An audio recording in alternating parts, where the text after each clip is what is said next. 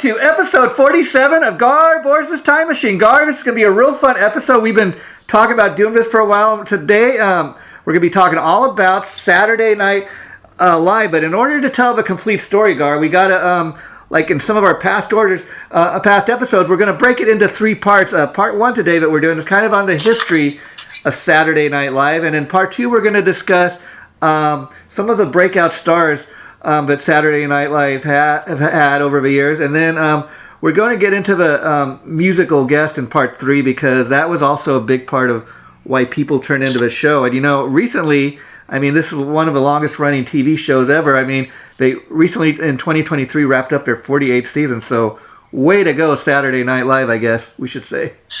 Yeah, it's come close to, reaching the end many times, where ratings were dropping and all that stuff, but here we are, and it's still chugging along. It's kind of crazy. I think what had a lot to do with why the show had such longevity was the fact of basically as time goes along, people wind up leaving the show. And then when somebody decides to leave the show, then it's an opportunity for the producers to add someone fresh to the lineup, and having that kind of revolving door of comedians being on the show. It's that freshness of the new people coming into the show.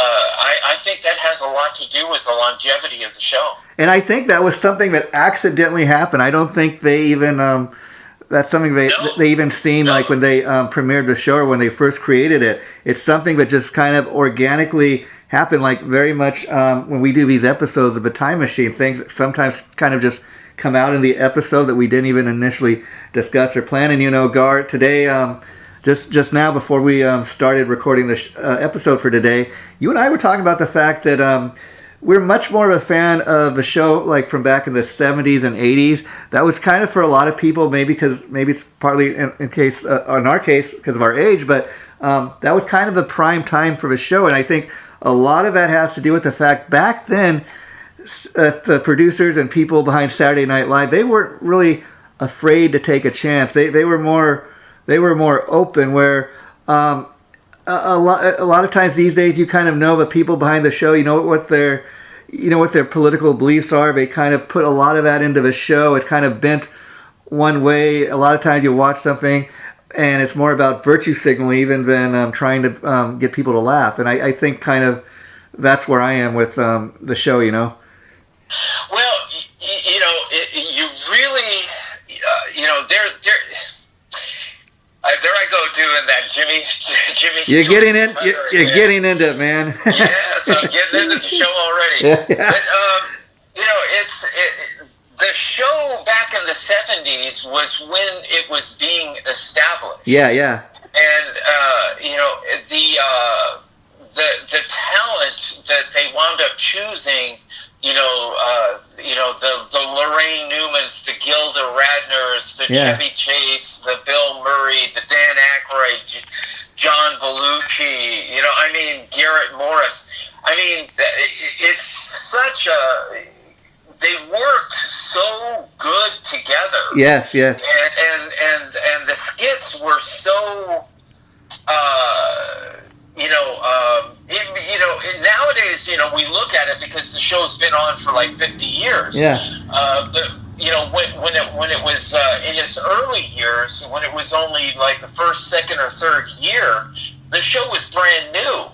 And so if it really wasn't for just that catchy bottle, lightning in a bottle kind of thing, where they had the perfect cast and the perfect writers, you know what I mean? Sure. And then also the climate for something like that coming out at that time, it was a ripe climate, for a show like that to come out. Yeah. And then the young generation, the people, I was part of that young generation. At that time, I was like in my early 20s. Oh, sure. Late teens, early 20s.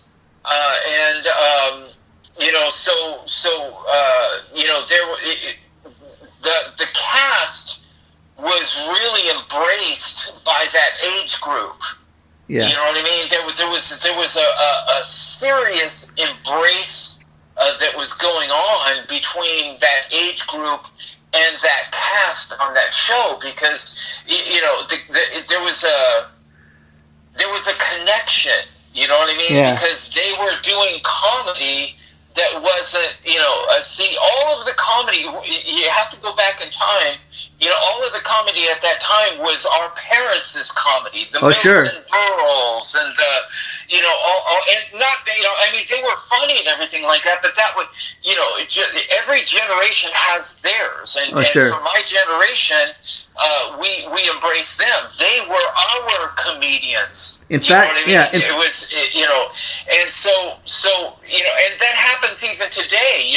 When new things come out, younger generations, they feel that show or those characters are speaking to them.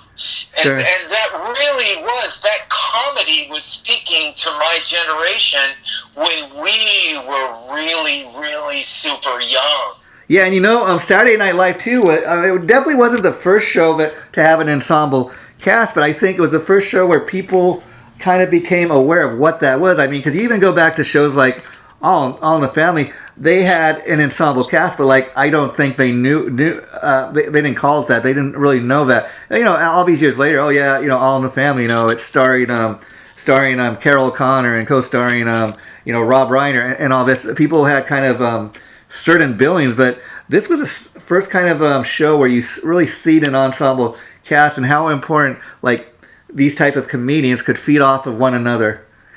Well, I would say that the similarity of Saturday Night Live was very, very similar to the Carol Burnett show. Sure. There are a lot of similarities between the shows. They're both sketch comedy shows. So that type of thing existed, but the difference was that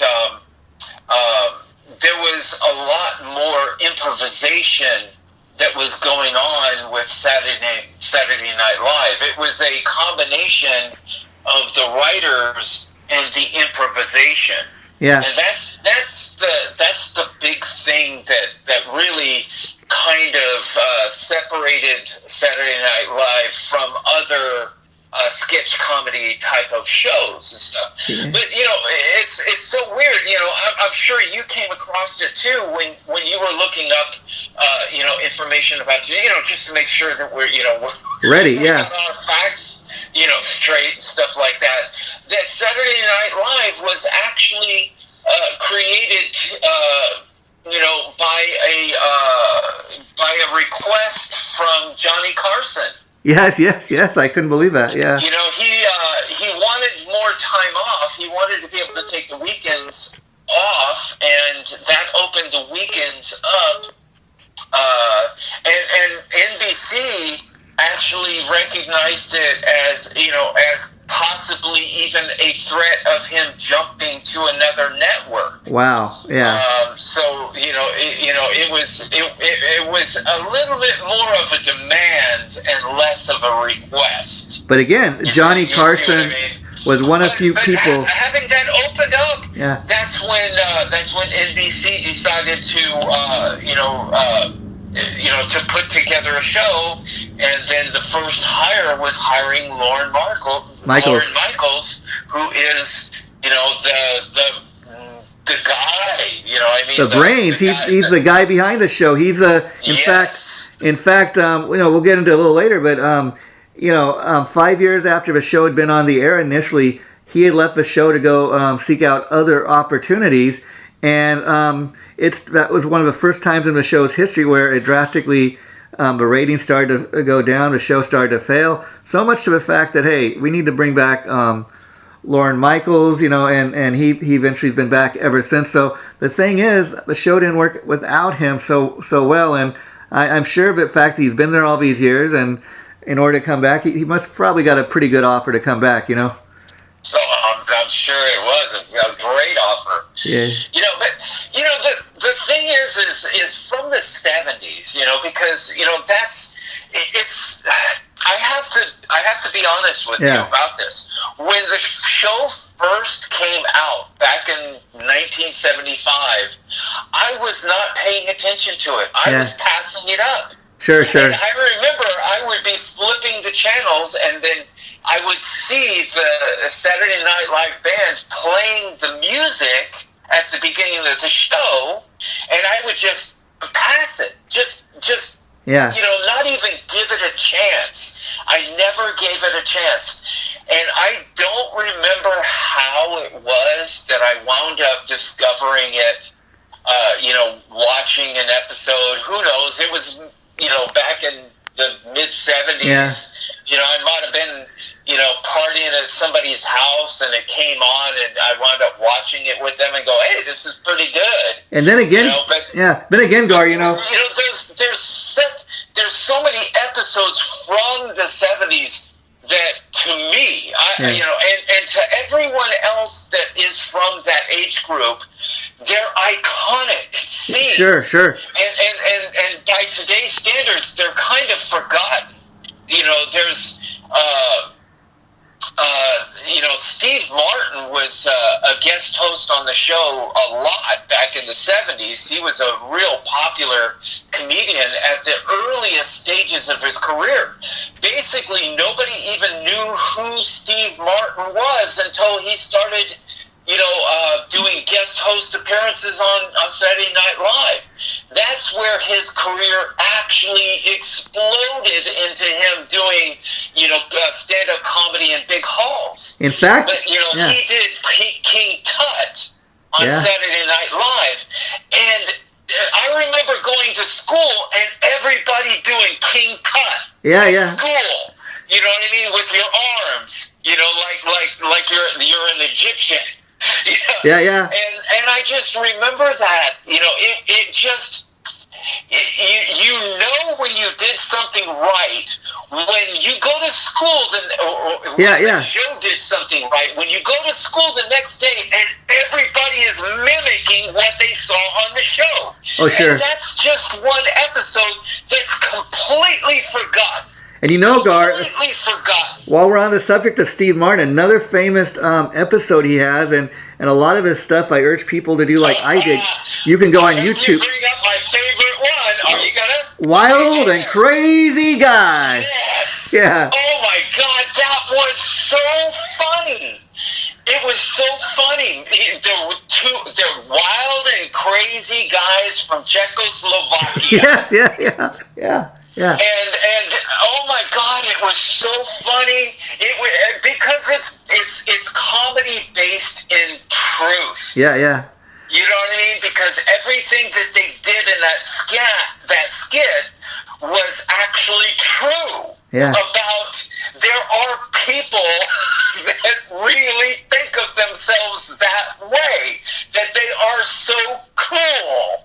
You know what I mean? It's like, get a clue. Oh my God! Yeah. And that's another iconic one. My God, there's Baba Wawa. Gilda Radner doing her Barbara Walters. Yeah. Baba Wawa. And, there are so many iconic. I mean, absolutely iconic. What about the? Oh my gosh! There's that. The hamburger, chip, go. Yeah. You know what I mean? Yeah. No Coke, Pepsi. And Gar, let's not forget some of the other famous sketches. I mean, that would go on to become, that have movies and stuff of their own, and other merchandise. Like, okay, to start with, we got it when talking about Saturday Night Live, the Blues Brothers. Well, that was the first one. Yeah. Because before that, and it just made John Belushi and Dan Aykroyd into just stars. They even came out with a song, Yeah.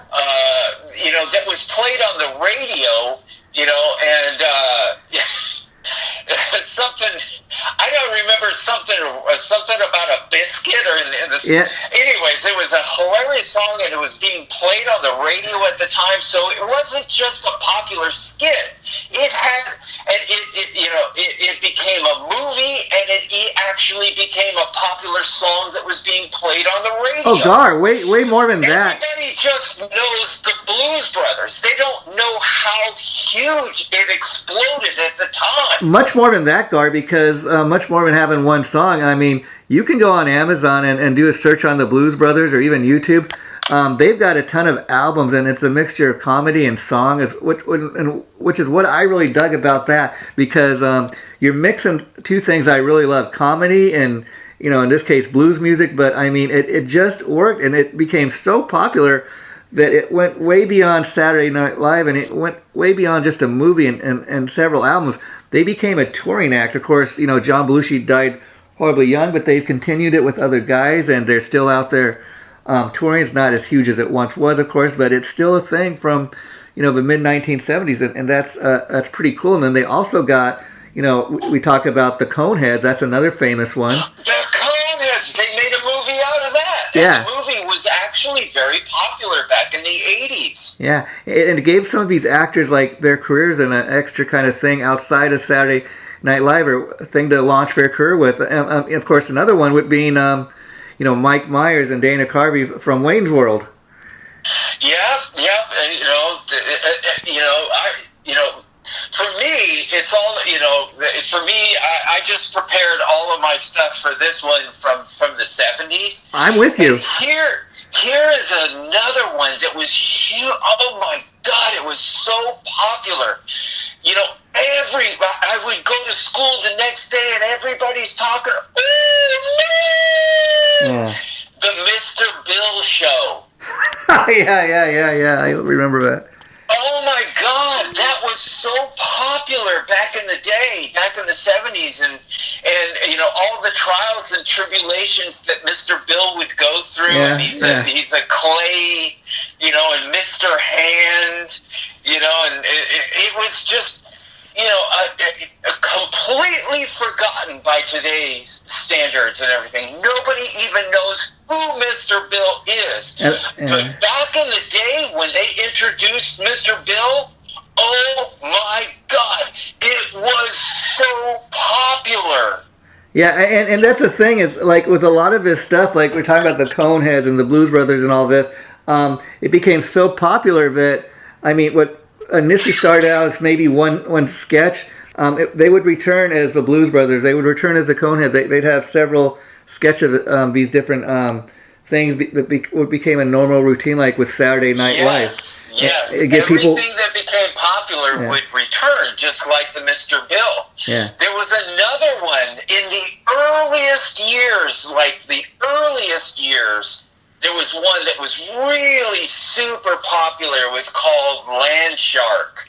Oh yeah! Oh wow! Yeah, that's years before Shark Week. Yeah. But that was like one of the first ones that just, people would go home and they would just talk. They would talk about it later. It just, Land Shark. You'd be at school and somebody would just for a comedy relief, spout out Land Shark. Yeah. And it's just that was the thing. People were doing that. They would watch the episodes, and it's kind of akin to the cooler the next day when you're at work. You go to the cooler and get a glass of water and then have a conversation. That was a thing back in the day. Oh, sure. Because, you know what I mean? A cooler talk. And when you get a cooler talk, a lot of the times when you would go to the cooler to get a drink and you'd have a conversation it would be about an episode on Saturday Night Live. Yeah. Like Land Shark. Yeah, and Gar, you were kind of wondering and pondering, like you couldn't remember how exactly you, for the very first time, watched this show or what got you into it, but it's probably a combination because, like, while this is very much kind of like the Carol Burnett show. The biggest difference is that the Carol Burnett show kind of is just a comedy sketch show, whereas this kind of combines a show, not just comedy and political satire, but it also serves as a variety show where you have other guests like musical acts. That used to be the big thing back then. I know that's the reason, you know, I'm a little bit younger than you, but I tuned into a lot of those shows from the 70s because I'd see like advertising who's going to be on, you know, this coming Saturday night, and oh, the musical guest is going to be Queen or whoever it was. And they were, a lot of major acts back in the day would appear on, and that would be a big part of why people were tuning in, because not did you just get great comedy, but you get a great band like Queen maybe appear one week, and oh well, I'm going to tune in for that, you know? Well, see, then again, back in the 1970s, we didn't have all of these other things to take your attention. Yeah. You know, video games weren't, it was a much simpler life. Yeah, You know what I mean? So, anyways, and you know another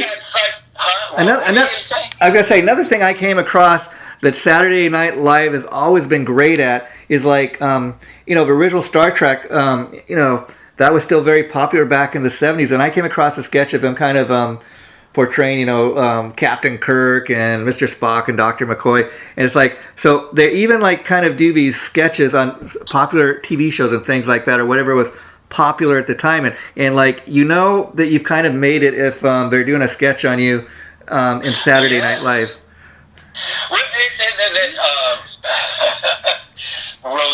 Rosanna Dana. Yeah.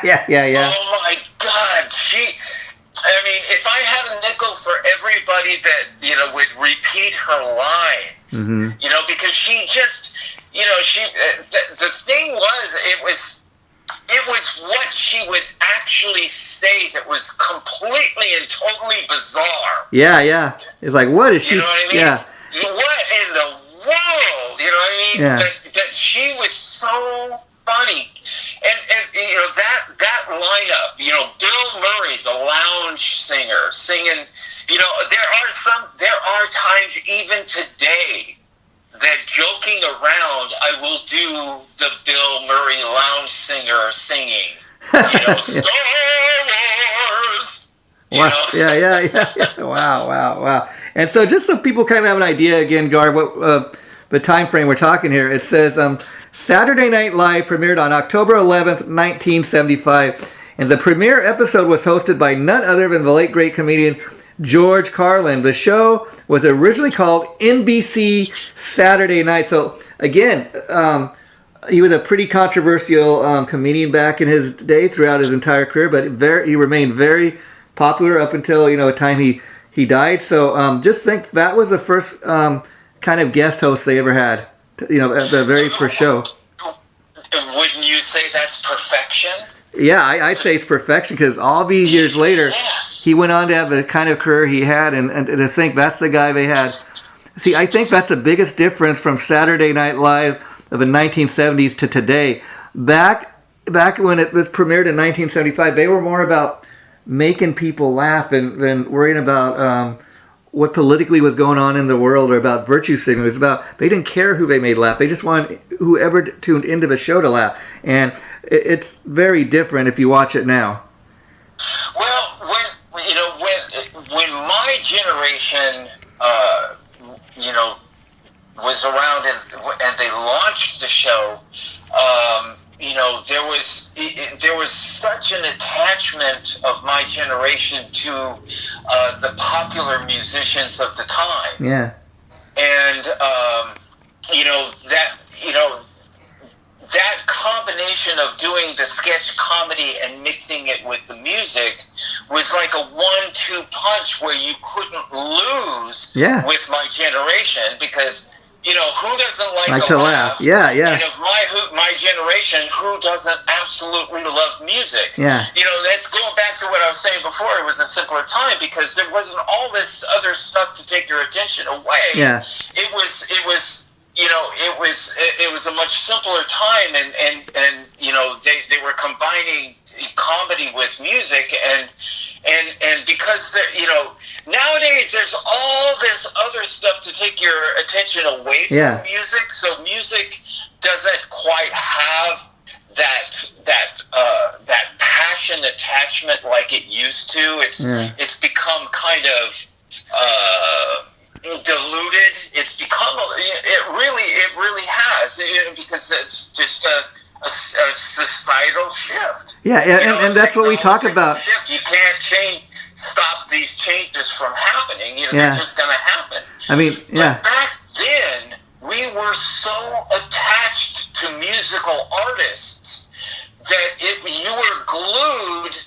When you knew Queen was going to be on there. You were glued to the TV because you knew that this band or that band or, you know what I mean? Yeah. So there were people that they were glued to the TV set, not because of the show, but because of the musical act that was going to be on. Yeah, I mean, they got you with the 1-2 punch, like you said, and, and that's the thing that they, besides having great musical guests, which we're going to talk about in part 3 of this episode in a few weeks, they also were great at picking celebrity guests. That used to be a big thing, is every week, who was the celebrity guest going to be? And what I used to love about the shows through the 70s and 80s is it was always somebody that we all knew. It's like, you might have Tom Hanks, when he's coming out with his very first movie, Splash or whatever it was, is going to guest host. And it's somebody that everybody was aware of, somebody we all knew, whereas a lot of times, like if I even flip by today,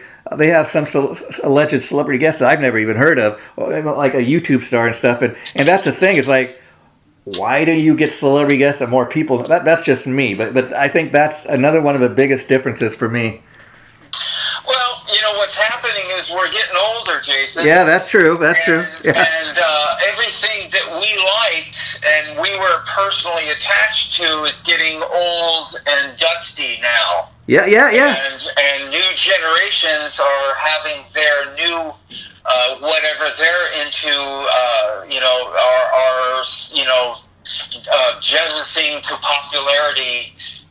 So it's just that natural organic change that happens. Evolution, as they say, life happens. Is. Yeah, it really is, and in a way, it's kind of sad because for my generation, the ones that were in their early 20s back in the mid 70s, that was a time in life that will never be repeated. Yeah. All of the things that we enjoyed and all the things that we embraced and all the things that we loved are, it's all changing now. And that's and I find it too. Like these the popular musical acts that are really popular now. There are a lot of them. I have absolutely no idea who they are. Yeah. And I really don't know anything about them. I don't know their music. I don't know anything about them. Yeah. And actors and actresses. There are actors and actresses now. I've never heard of them, and I don't know anything about them. So the thing that you were talking about is happening to all of us. Oh, sure. It's happening to all of us, and it's happening right now. Yeah, even as we do, as we speak. Even as we do these episodes, it's Gar. Crazy. In a way, I'm sad. Yeah. Because it's such I've embraced it for so long, and it's such a part of my DNA. But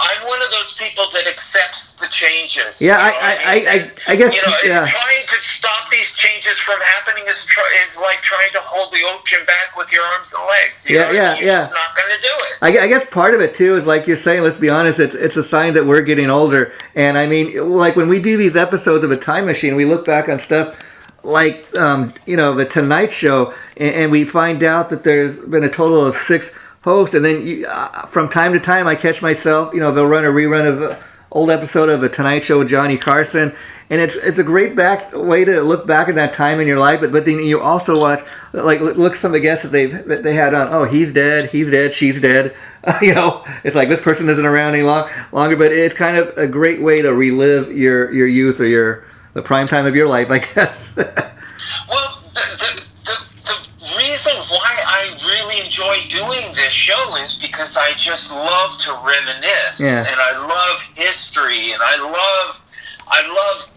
just looking at the past. When I'm on Facebook and stuff, and I'm just scrolling, during a time where I'm bored. Say, like I'm standing in line and I don't want to just stand there looking into space. So I'll pull out my phone and I'll, kill some time looking at Facebook and look at some people's posts. But you know what I wind up looking at the most are pictures that come up in my feed from the 1800s, say like a picture of Deadwood from the 1800s. Wow. Or a picture of Chicago back in 1900. Yeah. 1910, but 1900. And most people look at those pictures and they just look at how different everything was back then and how far we've come. But when I look at those pictures, I actually look at the people and I wonder what was going through their mind at that moment when that picture was taken. Oh, yeah. Because every single person, including myself, whenever a picture is being taken of me, there is something going through my mind at that actual moment. Oh, sure.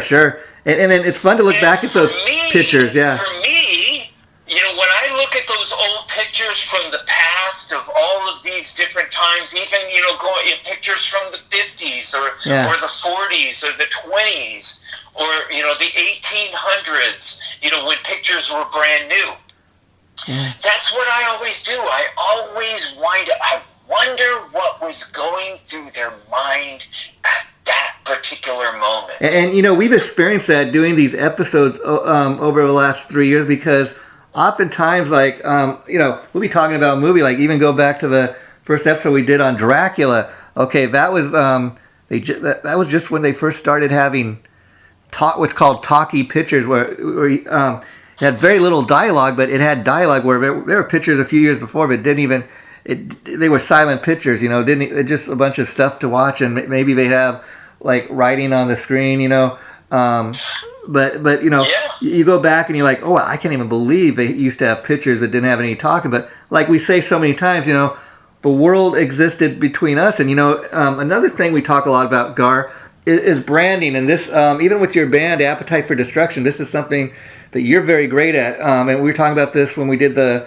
last special edition of Gar Borras' Time Machine, where you're talking about your band and a recent show and the importance of how you came up with the band's name. But NBC, like when this show first premiered on October 11th, 1975, it was initially called NBC's Saturday Night. That's what it started out as, kind of very much as the Tonight Show we talked about started out as just Tonight, and then because Jack Parr started calling the Tonight Show, they started calling it that. So this starts out as NBC's Saturday Night. Well, that's great. I mean, when you come thinking about branding, because, tells you what channel it's on, it tells you what night it's on.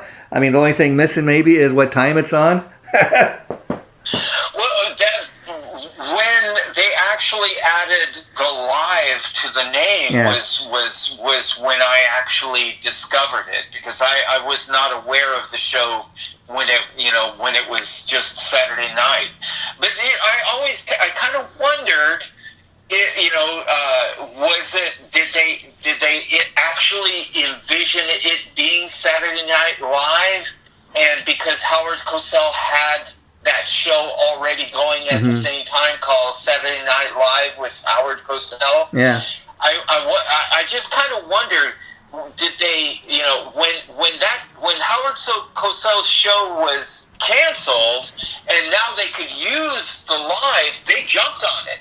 Yeah. Which leads me to believe that they originally envisioned the name to be Saturday Night Live and they were just waiting it out. And then when the opportunity came, hey, we can use the live now, Yeah. They put it on there. But, it just by the way things fell into place, it just leads me to believe that they originally wanted to be Saturday Night Live, and it lets people had to wait it out. It lets people know too that the show is taking place live, like it is not pre-recorded. It's not a tape of something that was recorded that you're watching, and people like it's like going to a live concert. You're like, wow, I'm watching this as it's taking place, you know. But that's also what made some of the skits funny, because sometimes the actors would lose it. Yeah, yeah. In the middle of a scene because the scene was getting so funny, and they were having the hardest time keeping themselves from laughing. Yeah. And so that just made the scene even more funny. Yeah. Yeah, and you know, another thing is talking about the branding. These days, and for a long time now, it went from being known as Saturday Night Live to SNL. I mean, SNL this week on SNL, and that's great branding too, because it's kind of abbreviated version of it, but people still know we're talking about Saturday Night Live. And again, it abbreviates it. You don't have to write it all out. So it's fun for that purpose. I don't think they've lost anything. But I do remember back in the day, they used to advertise the show like all through the week, like what was going to be on. I don't see too many commercials anymore. Saturday Night Live. Maybe after 48 years, people know it's on. They don't have to advertise like that. But I used to love seeing like who the musical guest who was going to be the celebrity host. And of course, the premise of each Saturday Night Live episode is to have celebrity hosts for each episode. The celebrity host usually is featured in at least one sketch, and each episode usually has a performance by a musical guest. Well, I remember when they had Frank Zappa. Yeah. And Frank Zappa was like an awesome guest host, but he was also perfect for the sketch comedy because he's natural comedy anyways. Yeah, and you know, Gar, as we sit here, we're almost 40 minutes into today's episode, and we're just now talking about this, but it's a very important thing to talk about. It says Saturday Night Live usually starts off with what is known as a cold open, which is the practice of jumping directly into a story at the beginning of a TV show before opening credits. And then it said, such as when in each episode of Saturday Night Live, someone breaks a character and says, "Live from New York City, it's Saturday night," which is how each and every single episode of Saturday Night Live has begun since October 11th, 1975. Wow. You know, it's hard to imagine, you know, that a show lasting that long. And, I guarantee you when the movers and shakers that were behind, putting the show together, when it was in its development, I'm sure everybody was wondering, is this show even, this show going to be a success? Yeah. You know what I mean? Nobody knew whether it was going to be a success. And it's really true. Nobody really knew whether, Saturday Night Live was going to be a success when they launched it. And now here we are almost 50 years later, and it's the longest running show in the history of all of TV. Yeah, and Gar, nothing has outlasted this show. Yeah, and Gar, not even close. And Gar, another thing, we were just talking about a little bit ago, the fact that a lot of times we'll tune in today maybe to an episode of Saturday Night Live and we don't know any of the people that are on, and that's kind of a generational thing. But every once in a while they do kind of go back in time and do a sketch on something really classic that maybe you and I do remember. And I had the honor of a couple times, over the last couple of years of interviewing Albert Bouchard. Anybody doesn't know, he's the drummer and the singer from Blue Oyster Cult in the classic days. He wrote a lot of the hit songs, but they did a little sketch. I think it was in the late '90s, early 2000s on Blue Oyster Cult, talking about that famous cowbell that the band was known for. And he was telling me, man, he goes, when Saturday Night Live, he goes, we just love that. When Saturday Night Live does a sketch on your band, like we're talking, he's like, you've made it. Well, that is so true. Yeah. Because that's just another one. If you have a nickel, I mean, cowbell, all of these other ones, from the 70s, the Coneheads, Yeah. you would think, they're all iconic and everything like that. But, nothing is more iconic than cowbell. Yeah. And it's real, you just have to think about that. When they were developing it, the skit, Yeah. they had no idea what comedy genius they were creating at the time. And that it would last in Yeah. popularity even to today. And it is still as popular as ever. More cowbell. Yeah, and what makes it such a great comedy sketch is the fact that this wasn't done in the 1970s when, Blue Oyster Cult was still very popular. The 70s was their heyday. No, it was their heyday, Yes. but I'm saying that... Back in the 80s, I opened up for Blue Oyster Cult. In Ontario, California. It was great.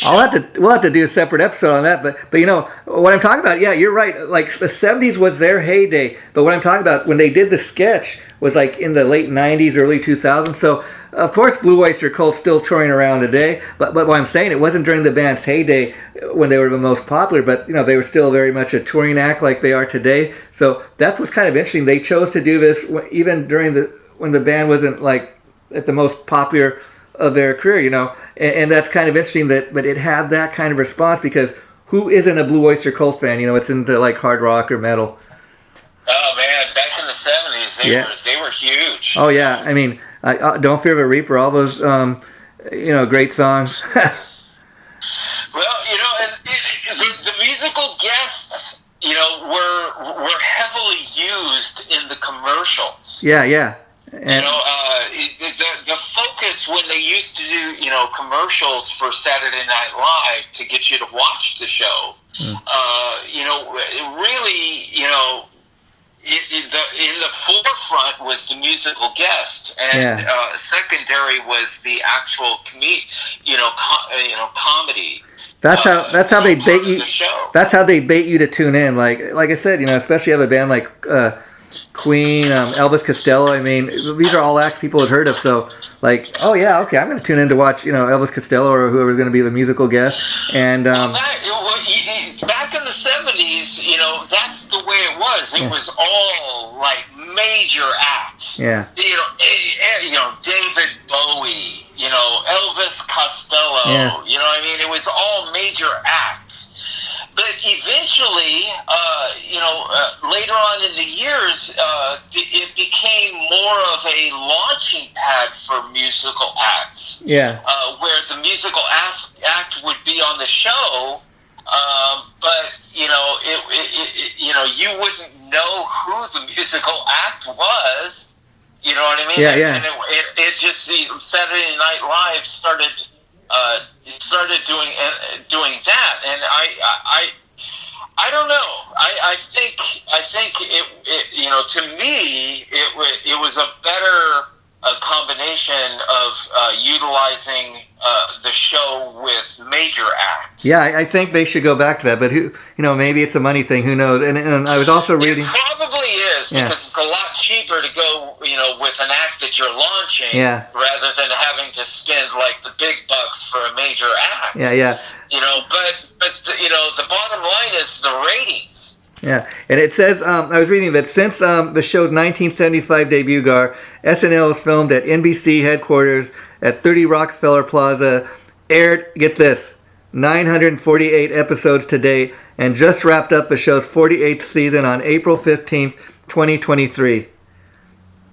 Well, I heard that once the show reaches 50, they're gonna, they're just gonna stop it.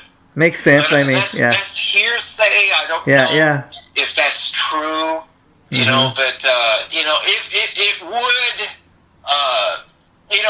Nothing lasts forever. I mean, even everything winds up taking its course, just like the sun. Yeah. We think the sun's going to be there forever. Well, the sun is actually not going to be there forever. Yeah. You know what I mean? Yeah. And that's just that's a part of life. Nothing stays the same, and I do kind of like the idea of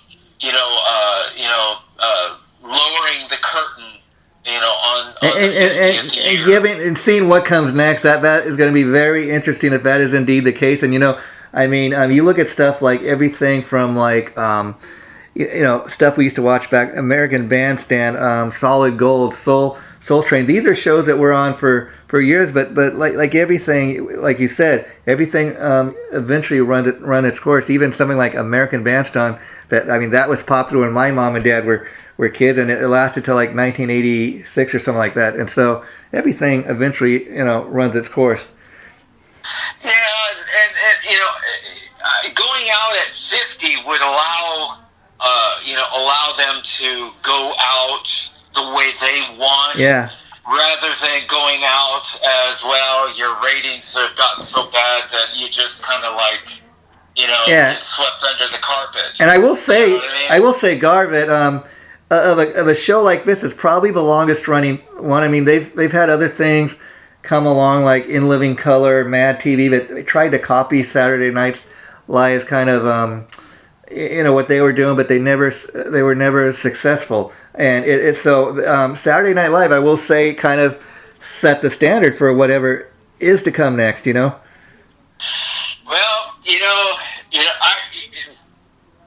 the newer generation, that I really don't know that much. That don't really have that much of a connection with. Yeah.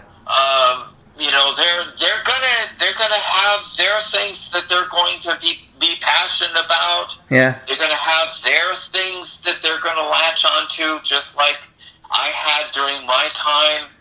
And they're gonna have, who knows what's, we all say like what's going to replace Saturday Night Live. Yeah. Maybe it never is replaced. Yeah, maybe not. Maybe it's ran its course and that format has ran its course and has reached its expiration date. I'm willing to bet somebody's. But there will always be new things, new forms of entertainment that the future generations are going to become very passionate about. Oh, sure. And it's interesting to see what does come next. And just kind of a couple interesting things about this. It said, over the years, Saturday Night Live has received many awards, such as in 1983, a Primetime Emmy Awards, 6 Writers Guild of America Awards, and 3 Peabody Awards. In 2007, it was inducted into the National Association of Broadcasters Hall of Fame. So again, this is a show that's almost 50 years old. It's got quite a bit of accolades. And what's interesting, some of these shows, such as Saturday Night Live, I can even say like stuff like even The Price is Right, Family Feud. I'm going to go to Family Feud especially because I remember when we did that episode, you and me were both amazed. Like we went on YouTube to kind of do our research and go and watch like old episodes from the Richard Dawson era up until the Steve Harvey era. And you told me yourself, and I found this to be true, that, man, you said, I'm going to start going on YouTube and watching that. I forgot what a great show that is. And shows like the ones I've mentioned and Saturday Night Live, it's kind of interesting that they have a new life on YouTube, because even a teenager coming across an old episode from the 70s is going to be like, wow, what is this? Oh, wow, you mean I can go check out other episodes of this? Wow, this is neat. I highly recommend to anyone that's a retro type person or someone from go back to the episodes from the 70s. That's, there are some hilarious moments. The talent was extremely talented. Yeah. And that cast will go down in history. Oh, yeah. As the most iconic of all the casts that ever existed in the entire history of the show. Yeah. That cast from the 70s. Because every other cast has them to thank for laying the groundwork for that show. Oh, sure. Because had it not been for that, the creativity of that, and just extremely high talent of that cast, the show might never have even been given a second season. Oh, yeah. You really have to think that, because they are the ones that actually made it happen. They set the standard. The rest of everyone they else set the standard is what they did. And also it said another cool accolade was in 2007, Saturday Night Live ranked number 10 on TV Guide's 50 greatest TV shows of all time. Let's just think about that, Gar, because it may be number 50, but you know what? I mean, if you think about the history of TV, that goes all the way back to the 1950s. So from that time period, they picked 50 shows, and that was final one on the list. I mean, it made the list, so that says something, I think. All I know is the show, is a big, huge part of my life. Oh yeah, no denying. A big, huge, and it's not just, it's a big, huge part of everyone that's part of my generation's life. Yeah. And it will be a sad day, when it finally runs its course and comes to an end. It will be a sad day, but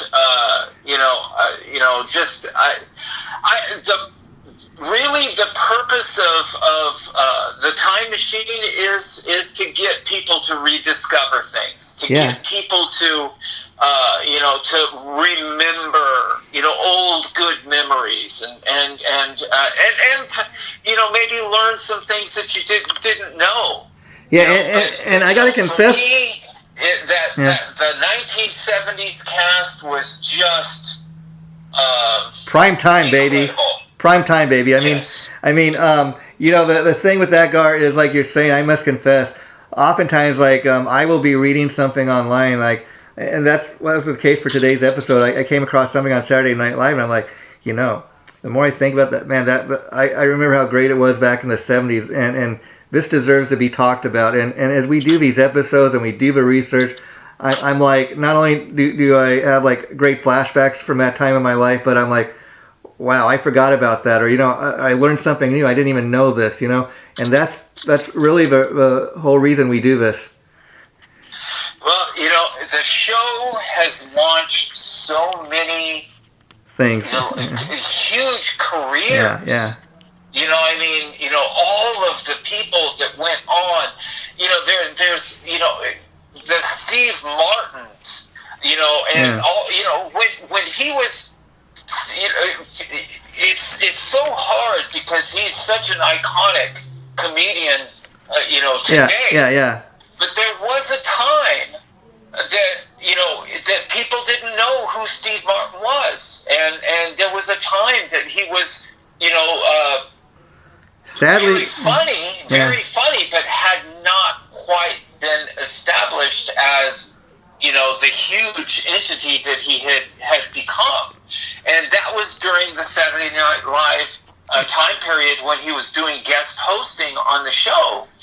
He was extremely funny, and he wasn't even a cast member. And he, but from the popularity that he gained from being on Saturday Night Live is what led to him getting movie offers. Like The Jerk and stuff like that. And Steve, so, because previous to The Jerk, he was really not that well known. But then all of a sudden he's on Saturday Night Live and they're doing King Tut, and people are mimicking King Tut back in those days, or going to school and mimicking Wild and Crazy Guys. And all of that stuff. He became hugely popular. He struck a nerve. He is just an example. You don't even have to be a cast member on Saturday Night Live to go on to become hugely successful with your career. Yeah. There are other people that were writers for Saturday Night Live that eventually went on to become very successful. Yeah. Bob Odenkirk, the guy Better Call Saul. Okay. He was Okay. the Wow. writer for Saturday Night Live back in the 1970s. Wow. Wow. Yeah. And wow, this has been fun, Gar. As we like to wrap up each show with kind of like reminding people of what was going on in the world at that time. We're talking about 1975 Day. So this is interesting. I'd like to get your thoughts on this. August 14th, the Rocky Horror Picture Show, the longest running release in film history, opens up at the USA Theater in Westwood, Los Angeles, California. That was kind of a big thing back in the day of pop culture. Were you at all a fan of the movie? Everyone, back in the 1970s, the midnight matinee was really popular. And people don't even know that is a coined term. Mm-hmm. Midnight matinee. Yeah. It came from that time period because it was so popular to go to the movies at midnight to see something that was out of the norm. It wasn't a blockbuster movie by some major studio. It was something that was much more of a cult thing. Yeah. And Rocky Horror Picture Show was that back in the 70s. Oh my God! It was so popular to go to the midnight matinee to go see that. Yeah. I can't. I think virtually everyone that was my age took part in those midnight matinees. Oh yeah. I mean, people used to go and get dressed up like the characters. I'm sorry, I get long-winded. Keep going. Okay, 1975 also. Popular TV shows of time, All in the Family, Laverne and Shirley. And it's very interesting because we've done episodes on these two shows. And also another one did an episode, popular movie at the time, Jaws. This all is stuff that touched a nerve. Music in 1975, Bruce Springsteen's Born on the Run was released and very popular at the time. Now here's another one, kind of, I totally forgot about this, but yeah, I remember hearing this at the time, all the time on the radio. Rhinestone Cowboy, performed by Glenn Campbell. Wow. Hey man, that takes you back, I guess. Yeah, because I had the same. I used to hear that all the time on the. Not that I was a Glenn Campbell, but that's one of those songs you just, when you hear it, you cannot get it out of your head. Also in 1975, Kiss Alive was the album that put Kiss on the map.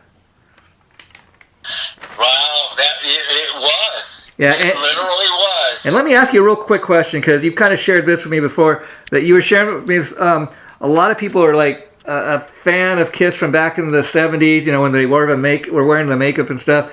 And you told me you became more of a fan around the time of Lick It Up when they weren't wearing the makeup. Well, that was just me. Yeah. Because the hardcore fan is very different from me. Okay. The hardcore fan is all about the makeup. Yeah. And that whole thing, and all about the makeup, and also all about the original members. Oh yeah, you're right. You're right. Just like Guns N' Roses. Yeah. The hardcore Guns N' Roses fans is all about the original members. And for me, I was no different. Yeah. And Gar, just to kind of close this up, and we're going to talk more about this maybe in part 2 that we're going to do in 2 weeks. In a classic episode of Saturday Night Live, Chevy Chase and Richard Pryor did a sketch together where they do word association. Chevy Chase like, hey, let's do word association, and they both each say like racial slurs at one another. And at the end of the sketch, Chevy Chase actually on live TV says the N-word, and laughter explodes. No censoring or bleeping of the word takes place. How the world has changed, Gar, since 1975. I mean, today that would not even be allowed to take place. Well, I really don't know how to respond to that because I couldn't believe it when I seen it. I mean, I sent you the clip, so be sure to check it out when you get a chance in an email. It was just funny though. Not funny, but like unexpected. It's like, wow. Well, And again, that was what used to be considered funny. That people, I don't know if people were nervous or whatever, but people would thought it was all right to tell racial jokes, but again, that's just a sign of the times how things have changed. Also, do you remember Eddie Murphy's buckwheat character? Well, at the time, it was very popular, one of the most popular characters on Saturday Night. But if you look back, and very also racially inappropriate, but it was also at the time seen as very funny. People would break out in laughter when this came on, and today in 2023, and we're going to wrap it up with this, portrayal of such racial stereotypes would not be allowed, and it would be censored and bleeped.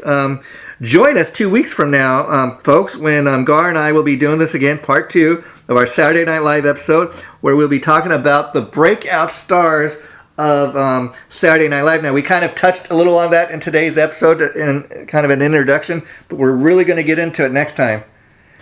Yeah, looking forward to it. Okay, Gar, if you could hang on for just a minute, I want to talk to you off there. Thanks again, buddy. This was another great episode. Yes.